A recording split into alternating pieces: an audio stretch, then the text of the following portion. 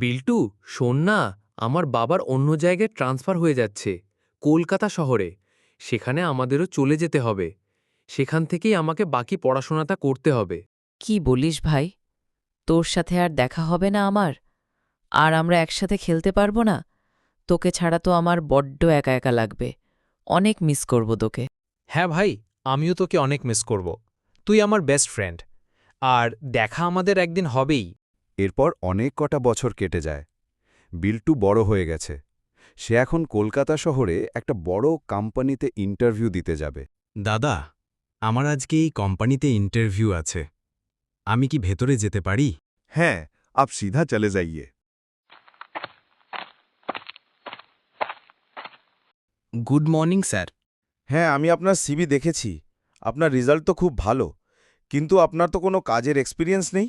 আর আমরা এক্সপিরিয়েন্স ছাড়া কাউকে নিচ্ছি না।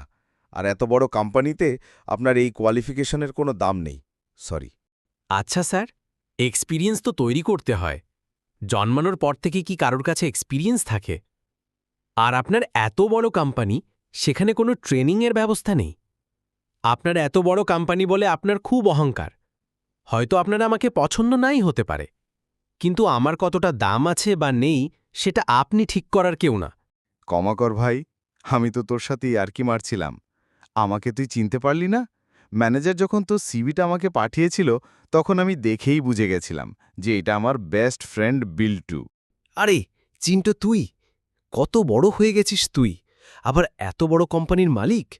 কত বছর পর তোকে দেখলাম রে। ভাবিনি তোর সাথে এভাবে দেখা হবে। হ্যাঁ, আর আজ থেকেই কোম্পানির। আমার পরের দায়িত্বটা পুরোপুরি তোর।